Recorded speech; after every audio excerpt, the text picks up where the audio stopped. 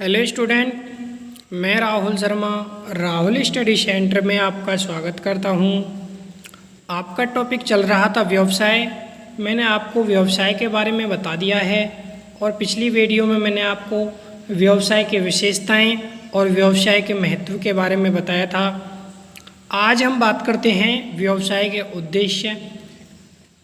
व्यवसाय के मुख्यतः 4 उद्देश्य होते हैं। पहला उद्देश्य है आर्थिक उद्देश्य। आर्थिक उद्देश्य का मतलब है धन से, यानी लाभ कमाने का उद्देश्य, यानी धन कमाने का उद्देश्य। उसके बाद है सामाजिक उद्देश्य, और तीसरा है मानवीय उद्देश्य, और चौथा है राष्ट्रीय उद्देश्य। तो आर्थिक उद्देश्य मैंने दो क्रियाएं बताई थी। आर्थिक का मतलब क्या होता है मैंने आपको पिछली वीडियो में कराया था। आर्थिक का मतलब, आर्थिक क्रिया का मतलब है जो धन कमाने के उद्देश्य से जो क्रिया की जाती है उसे हम आर्थिक क्रिया कहते हैं, और जो क्रिया सेवा उद्देश्य या मदद करने के उद्देश्य से जो की जाती है उसे हम अनार्थिक क्रिया कहते हैं।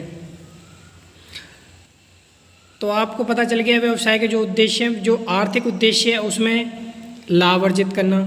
जो व्यवसाय का जो उद्देश्य होता है वो लाभ अर्जित करना होता है। ग्राहकों का सृजन, यानी अधिक से अधिक ग्राहकों की मांग होती है, अधिक से अधिक ग्राहकों में वृद्धि करना चाहता है, और जो अपनी वस्तु है उसको अधिक से अधिक विक्रय करना चाहता है। नव परिवर्तन करना, यानी जो व्यवसाय का उद्देश्य होता है नव परिवर्तन करना। जैसे एक एग्जाम्पल के साथ समझ सकते हो, पहले ब्लैक एंड वाइट टीवी चलते थे, उसके बाद परिवर्तन होकर कलर्स टीवी आए, कलर से फिर LCD आई, उसके बाद LED आई। यानी एक व्यवसायी किसी भी चीज़ में परिवर्तन करने, समय के अनुसार, परिस्थिति के अनुसार परिवर्तित करता हुआ चला जाता है, उसे हम बोलते हैं नव परिवर्तन। उसके बाद है ग्राहकों की संतुष्टि, यानी जो व्यवसायी है वो चाहते हैं ज़्यादा से ज़्यादा मेरे ग्राहक संतुष्ट हों, तो वो भी क्या है, एक आर्थिक उद्देश्य है। दूसरा है सामाजिक उद्देश्य। सामाजिक उद्देश्य है उचित मूल्य, यानी जो व्यवसाय है वो एक समाज के अंदर होता है, यानी समाज में उसका जन्म होता है, तो वो भी समाज के लोग भी उससे क्या चाहते हैं, एक उचित व्यवसाय से उचित मूल्य चाहते हैं। पर्यावरण सुरक्षा, यानी जो वहाँ पे वो कार्य हो रहा है उस पर्यावरण के हिसाब से हो रहा हो, या ना हो दूषित वायु हो, या कोई भी ऐसी हानिकारक वायु हो जिससे वहाँ के जो लोग रह रहे हैं उन्हें प्रॉब्लम हो। उसके बाद है विज्ञापन, रोजगार के अवसर, जो वहाँ पर लोग रह रहे हैं उन्हें ज़्यादा से ज़्यादा, अधिक से अधिक रोजगार मिले, और वो भी उस व्यापार में, यानी उस कंपनी में लोग काम कर सकें जिससे उन्हें भी रोजगार मिले और उससे वो भी धन कमा सकें। उसका क्या होता है, ये सामाजिक उद्देश्य होता है। जो व्यापार का जो जन्म है वो एक समाज के अंदर होता है, और समाज चाहता है कि हमारा भी उद्देश्य पूरा हो।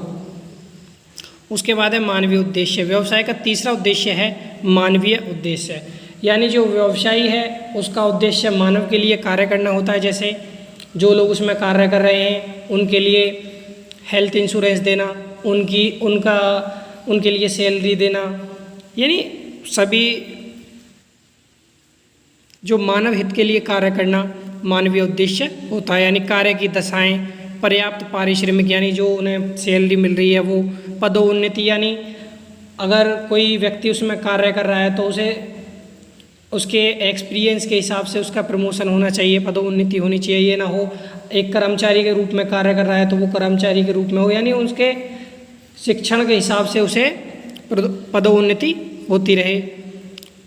व्यवसाय का चौथा उद्देश्य है राष्ट्रीय उद्देश्य, यानी व्यवसाय के जो उद्देश्य होते हैं राष्ट्रीय उद्देश्य भी होते हैं। जैसा लिखा हुआ है, संसाधनों का सही प्रयोग करना, करों का भुगतान करना। जो व्यवसायी है वो करों का भुगतान करे जिससे राष्ट्रीय उद्देश्य पूरा हो, देश का विकास हो, निर्यात में वृद्धि हो। यानी निर्यात क्या होता है, निर्यात समझ सकते हो, यानी एक्सपोर्ट, यानी अब एक देश से दूसरे देश में जब माल भेजा जाता है उसे हम एक्सपोर्ट बोलते हैं।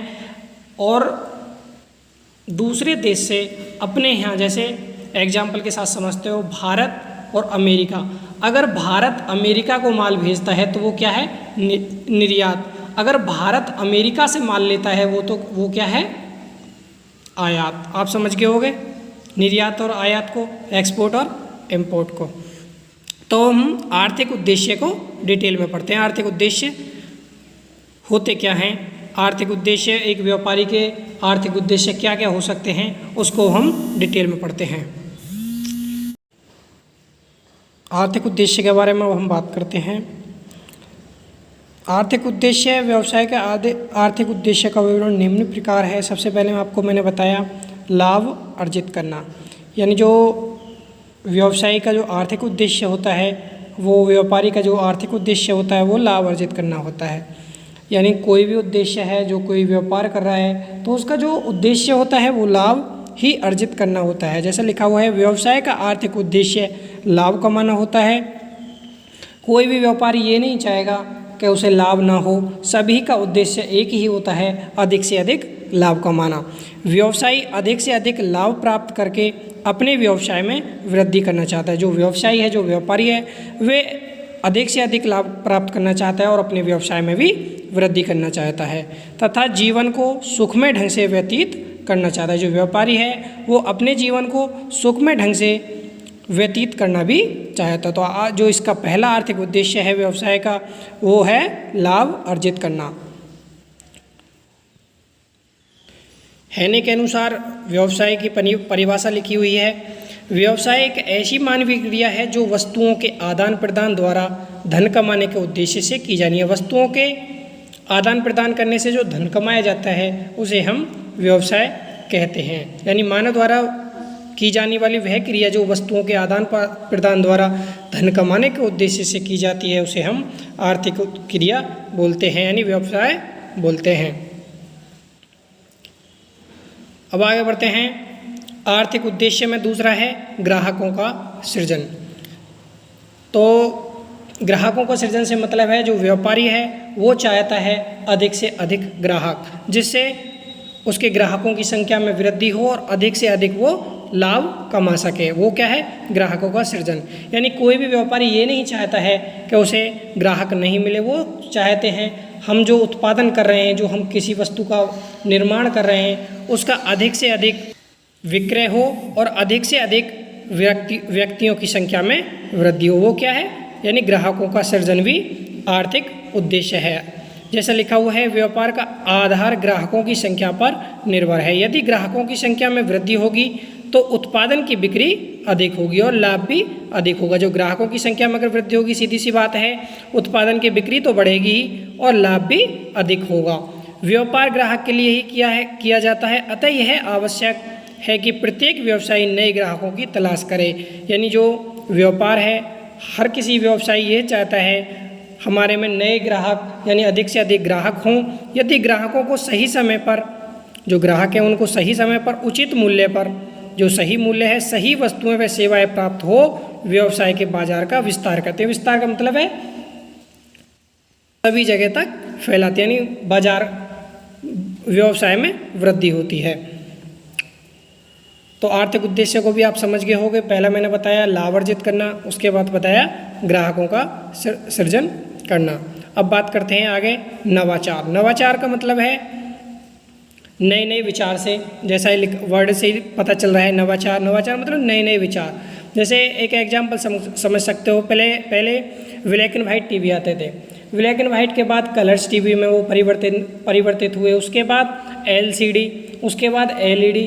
अब आगे भी पता ना कौन सी चीज़ आ जाए, वो क्या है? एक नवाचार। यानी समय के अनुसार, परिस्थिति के अनुसार परिवर्तित करते रहना अपनी वस्तु में, तो वो क्या है? नवाचार। क्योंकि किसी भी बाज़ार में हजारों सैकड़ों व्यापारी होते हैं, वो सभी वस्तुएं बनाते हैं, एक जैसी वस्तुएं बनाते हैं। उसके लिए आपको क्या करना है? नए नए विचारों को लेके आना है, नए नए उत्पाद बनाने हैं, नई नई प्रक्रिया करनी है, नए नए यानी प्रणाली को बनाना है, अपनाना है, नई नई प्रणालियों को अपनाना है। वो क्या है? एक नवाचार है। जैसा लिखा हुआ है, नवाचार इसके अंतर्गत उत्पाद प्रक्रिया तथा वितरण आदि में सुधार करके नवीनता लाई जाती है, यानी नई नई वस्तुओं को लाया जाता है। इसमें नए उत्पाद को प्रारंभ करना, नई प्रक्रिया को अपनाना तथा वितरण की नई प्रणाली को अपनाना आदि शामिल होता है। तो आप समझ गए होंगे